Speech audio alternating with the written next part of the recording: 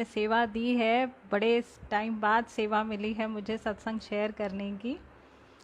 तो गुरुजी के सत्संग की मैं क्या बात करूं, गुरुजी के साथ अपने एक्सपीरियंसेस की मैं क्या बात करूं। गुरुजी हर कदम पे साथ देते हैं, हर कदम पे जिसको कहते हैं ना कि बहुत मुश्किलों से बचाते हैं, बड़ा ध्यान रखते हैं अपनी संगत का। और कई बार क्या होता है ना कि हम लोग को लगता है कि पता नहीं गुरुजी हमारी सुन रहे हैं नहीं सुन रहे हैं, मैं तो बहुत परेशान हूँ और पता नहीं गुरुजी मेरी सुन ही नहीं रहे हैं, सबकी तो बड़ी जल्दी सुन लेते हैं। तो कहीं ना संकट जी हमारे अपने कर्म होते हैं, पिछले कर्म होते हैं, या कहीं ना कहीं कुछ ऐसा होता है कि जो गुरुजी का भी मन तो बहुत करता है कि फटाफट हमारी हेल्प के लिए आ जाएं, हमारे लिए सब कर दें, चुटकियों में कर दें, जो हम चाहते हैं ना वो सब हमारे लिए कर दें। लेकिन कहीं ना कहीं फिर वो जो हमारे कर्म हैं, चाहे जब हम गुरुजी से जुड़ते हैं ना तो हमारे जो भी कर्म बने हुए होते हैं, गुरुजी खुद कहते हैं कि 90% जो कर्म होते हैं ना, तो 90% कर्म तो हमारे यूं ही गुरुजी काट देते हैं, लेकिन वो जो 10% होते हैं ना वो तो हमें खुद ही काटने होते हैं। तो वो जो 10% होते हैं ना, कई बार हमारे अपनी लाइफ में अगले पिछले न जाने कितने जन्मों के जो हमारे कर्म बने होते हैं ना, तो वो गुरुजी काट देते हैं, लेकिन वो जो 10% बच जाते हैं ना हम लोगों के लिए, वो काटने भी बड़े भारी पड़ते हैं। तो वो बड़ा लगता है कि पता नहीं क्या हो रहा है क्या हो रहा है। लेकिन संकट जी मैं एक बात यहाँ ज़रूर कहूँगी कि अपने मालिक पर ना हमेशा विश्वास रखना चाहिए। गुरु का नाम आ जाता है ना जहाँ, वहाँ ज़िंदगी में बाहर ज़रूर ज़रूर ज़रूर आती है। आज नहीं आती लेकिन कल ज़रूर आती है। थोड़ा सा टाइम लग जाता है क्योंकि अब गुरुजी ने भी तो हमारे हिसाब बराबर करने हैं ना सारे। अब उन्होंने ये तो करना नहीं कि आज आपको सब कुछ दे दिया और कल फिर कहीं कोई दिक्कत आ जाए। तो गुरुजी कहते हैं ना जब मेरे से जुड़ जाते हो ना, तो फिर तुम्हारी तुम्हारे परिवार की सबकी रिस्पॉन्सिबिलिटीज़ गुरुजी खुद ले लेते हैं। तो जब हमारी सारी रिस्पॉन्सिबिलिटी उस परम पिता परमेश्वर की है तो हमें कहीं डाउट नहीं होना चाहिए।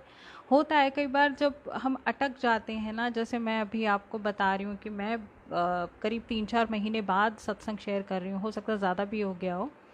तो लाइफ में उतार चढ़ाव सबकी आते हैं, तो कहीं ना कहीं इंसान डगमगाता भी है, फिसलता भी है, परेशान भी होता है। लेकिन अंत में ना, अंत में गुरुजी यूँ जब गुरुजी को लगता है ना कि अब मेरा बच्चा बड़ा परेशान हो गया, अब कहीं ना कहीं इसको सहारे की बड़ी ज़्यादा ज़रूरत आ गई, अब ये गिरने वाला है, तो गुरुजी यूँ चुटकियों में आके ना सब ठीक कर देते हैं, संभाल लेते हैं।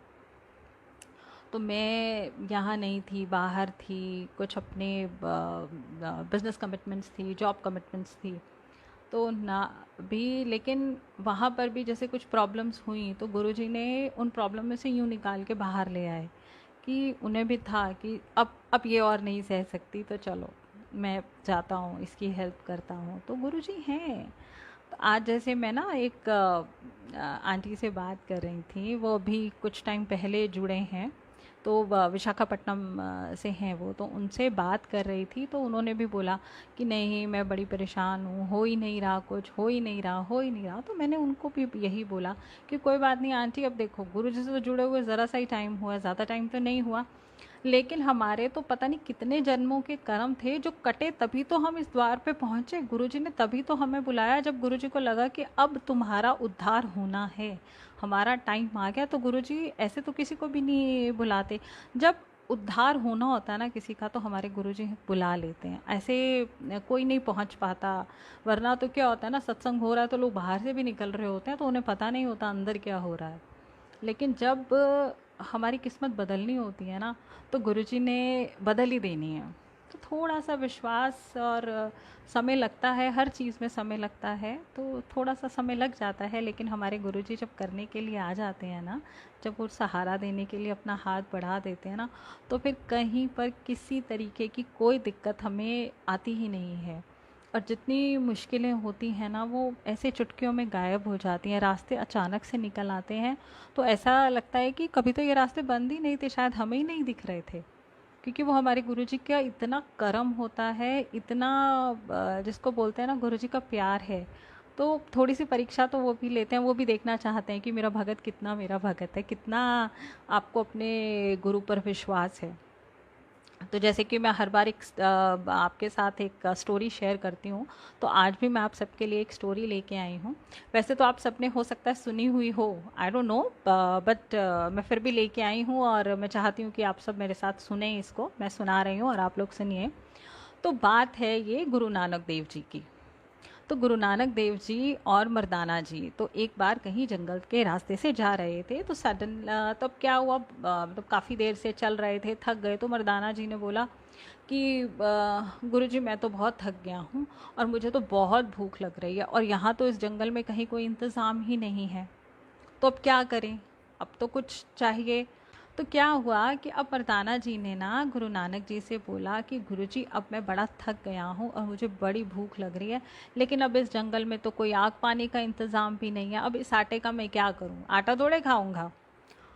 तो वहाँ पर जहाँ पर उन्होंने डेरा लगाया, वहाँ पर पास में ना एक नदी बह रही थी। तो वो नदी गर्म पानी की, उबलते पानी की नदी थी। तो गर्म मतलब बह नहीं रही थी, सॉरी। तो वहाँ पर गुरु नानक देव जी ने कहा कि चल एक काम, वहाँ पे वो उन्होंने वो किया, मतलब कुंड सा बना दिया, तो गर्म पानी उसमें कर दिया। तो उन्होंने मर्दाना जी को बोला कि मर्दाने अब ना इसमें तू रोटी बना ले, तो इसमें ये गर्म पानी है तो इसमें तू रोटी सेक ले, उबलता हुआ पानी है। अब मर्दाना जी बोले ऐसे थोड़े होता है, गर्म पानी में कोई रोटी नहीं सिकनी है। तो गुरुजी ने कहा अच्छा तू ट्राई तो करके आ, तू देख के तो आ कि सिकनी है या नहीं सिकनी है, तो तू जा सीख के आ। अब मर्दाना जी ने वहाँ पे जाके अपना आटा गूंधा, वो रोटी की छोटी छोटी सी रोटियाँ बनाई, मतलब वो आटे की छोटी छोटी रोटियाँ बनाई, चिक्कियाँ सी बनाई और पानी में डाल दी। अब वो पानी में सिकनी क्या थी, वो तो डुड़ुप डूब गई। अब एक दो तीन चार ऐसे करके तीन चार जो उन्होंने चिक्कियाँ बनाई थी वो चक्की डूब गई। तो अब मर्दाना जी ने बोला कि ये क्या, आप वो फिर वापस गए गुरु नानक जी के पास। तो बोले कि गुरु जी आपने तो बोला था कि तू इसमें पानी में रोटी सेक ले, लेकिन मैं बनाता हूँ तो वो तो डूब जाती है। तो फिर गुरु नानक जी ने उनसे पूछा कि अच्छा मर्दाने मन एक गल दस, तू कैसे बना रहा है रोटी, तूने कैसे सेकी। तो उन्होंने कहा मैंने आटा गूंधा, इसकी चिक्की सी बनाई और पानी में डाल दी। तो फिर गुरु नानक जी ने बोला कि पानी में कैसे डाल दी। तो उन्होंने बताया कि जी मैंने तो ऐसे डाल दी। बोले क्या बोल के डाला, कुछ बोल के डाला। कहते नहीं नहीं मैंने तो बस ऐसे ही डाली। तो गुरु जी बोले, गुरु नानक देव जी बोले कि अब एक काम कर, तू अपने गुरु का नाम ले और वाहे गुरु बोल और फिर डाल। तो मर्दाना जी ने आगे से बोला कि अब वाहे गुरु बोलूँगा तो क्या मेरी रोटी सिक जाएगी। बोले अच्छा तू जाके देख तो सही, तो खुद करके देख फिर तेरे को पता चलेगा। अच्छा मर्दाना जी वापस वहाँ नदी कुंड जो था वहाँ गए। तो उन्होंने फिर से वो अपना चक्की बनाई रोटी की, वो चिक्की सी बनाई और जय अब बोला कि वाहे गुरु कह के उन्होंने उसमें जय डाली। तो वो रोटी सिक्की, वो पहले डूबी फिर वो सिकी और ऊपर आई।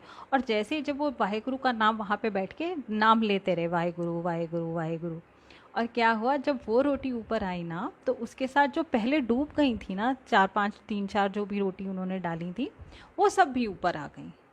तो मर्दाना जी बड़े हैरान हुए कि अरे ये सब सिक्के कैसे आ गए। फिर उन्होंने और भी रोटियां बनाई और ऐसे सारी रोटियां वाहे गुरु बोलते रहे और सीख गई सारी रोटी। तो वो लेके अपना गुरु नानक जी के पास पहुंच गए। तो गुरु नानक जी ने बोला कि अब बता मर्दाने कि तेरी रोटी बनी कि नहीं बनी। वो कहते रोटी तो बन गई, पर मेरे को एक चीज़ नहीं समझ आई कि पहले जब मैंने डाली थी वही गर्म पानी था, वही आटा था, वही रोटी थी और वही बनाने वाला मैं था, तो तब ये रोटी क्यों नहीं बनी। लेकिन आपने जब कहा तब मैंने डाली तो रोटी बन गई। तो फिर गुरु नानक जी ने उनको समझाया कि देख मर्दाने, तब तूने जब रोटी डाली ना तो तूने ऐसी ही रोटी डाल दी, लेकिन जब मैंने तुझे कहा, तूने अपने वाहेगुरु का नाम लिया, भगवान का अपने गुरु का नाम लेके जब काम किया, तो तेरा काम तो सिरे चढ़ना ही था, तेरा काम तो होना ही था, ऐसा तो हो ही नहीं सकता। दुनिया की कोई शक्ति तेरा काम रोक ही नहीं सकती थी, क्योंकि वो तूने अपने गुरु के नाम से किया था, इसलिए तेरी रोटी सिक गई। The same thing applies here संगत जी, कि जब हम अपने गुरु का नाम लेते हैं ना, अपने गुरु पर भरोसा करते हैं, अपने दिल में विश्वास रखते हैं कि मैंने तो अपने गुरु का नाम ले लिया इस काम में, या मैंने अपने गुरु पर विश्वास कर लिया, तो जो होगा अब this is the responsibility of my guru ji, because I have done everything in a very good intention. my intentions were pure, my work was pure, I have done everything in the course of God. हर चीज़ मैंने बिल्कुल अच्छे से सही तरीके से करी है, कहीं कुछ गलत नहीं किया है, और मैंने सब गुरुजी के नाम पे किया। It's not in the name कि मैंने अपनी कंपनी का नाम गुरुजी रख लिया, नॉट लाइक दैट। कि मैंने जो काम किया अपने गुरु का नाम लेके किया, अपने गुरु को मन में धार के किया, और बड़े अच्छे इंटेंशंस के साथ, सच्ची भावनाओं के साथ किया, तो मेरा काम तो होगा ही। क्योंकि फिर जब हम इतना अपने गुरु पर विश्वास करते हैं ना, तो हमारे गुरु को भी हमारा काम करना पड़ जाता है। उनको भी लगता है कि हाँ, मेरा बच्चा बिल्कुल सही कर रहा है, तो अगर ये फंस गया तो उनको हेल्प के लिए आना ही पड़ता है। द सेम वे, तो अपने गुरु पर हमेशा विश्वास रखिए, चाहे थोड़ी सी देर लग जाती है, लेकिन हमेशा हमेशा हमारे काम होते हैं। हमारे गुरुजी जो सही होता है हमारे लिए वही करती है। और कई बार पता है क्या होता है कि हमने जैसे बड़ा मन से भी, जैसे मैं आपको पूरा डिटेल एग्जांपल नहीं देती, एक बात बताती हूँ कि जैसे कोई चीज़ मांगी, गुरुजी से मांगी या गुरुजी से बात करके कुछ किया, लेकिन क्या हुआ, लेटर ऑन हमें उसका सही रिजल्ट नहीं मिला। तो there is again one thing कि समटाइम इट हैपन्स कि जब गुरुजी ने देना भी होता है ना, तो कई बार रोक लेते हैं, बिकॉज मे बी वो जो काम हम कर रहे हैं या जो गुरुजी देना, जो हम गुरुजी से मांग रहे हैं, वो may be possible that is not right for us. तो वो हमारे लिए अच्छा नहीं होता, तो गुरुजी वो हमको नहीं देते। लेकिन जो चीज़ वो हमको देते हैं ना, वो हमारे लिए बेस्ट टू बेस्ट, जिसको बोलते हैं ना, वो हमारी सारी चीज़ों के लिए सबसे अच्छी रहती है, हमें वो चीज़ मिलती है। और सर्कमस्टांशियली अगर मान लीजिए, कई बार क्या होता है ना कि गुरुजी को भी पता है कि यू आर स्टक समवेयर, कि हम कहीं पर फंसे पड़े हैं, और कुछ चीज़ हम मांग रहे हैं या जिस चीज़ के लिए हम अरदास लगा रहे हैं ना, तो वो गुरुजी हमको दे देते हैं। लेकिन गुरुजी को भी पता है कि this is a temporary, something good is coming. तो जो बहुत अच्छा है उसमें थोड़ा सा डिले है, तो टेम्पररी कुछ चीज़ें मिल जाती हैं, लेकिन वो क्या होता है ना, वो टेम्पररी ही होती हैं। जब फिर उसके बाद आपको जो परमानेंट अच्छी चीज़ मिलती है ना, तो तब हम लोगों को, मतलब हम आम लोग हैं, हमको देर से समझ आती है कि हमारे गुरुजी हमसे चाहते क्या थे और चीज़ें कैसी थीं। लेकिन वही बात है संगत जी, जब तक हमारा अंदर से विश्वास पक्का नहीं होगा ना, काम नहीं बनता। तो ऐसे बोलने से या सोचने से काम नहीं बनता जी।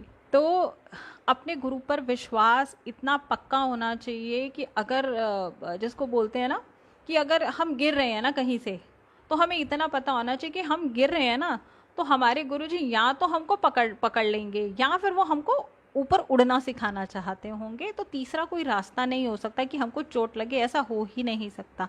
क्योंकि अपने गुरुजी का तो हमें भी पता है कि हमारे गुरुजी हैं हमारे साथ। तो बस इसी के साथ संगत जी, बस इतना ही कहना चाहूँगी कि अपने गुरुजी पर विश्वास रखिए, सत्संग करते रहिए, सत्संग शेयर करते रहिए, सेवाएं करते रहिए, और गुरुजी आप सबको बहुत ब्लेस करें, आपको बहुत खुशियाँ दें, आपके सारे काम बनाएं, सबको तरक्की दें, जितना आप चाहें उतनी तरक्की दें। और इसके साथ ही आज के सत्संग को विश्राम देती हूँ। जय गुरु जी। शुक्र मनाओ दिन रहने तेरे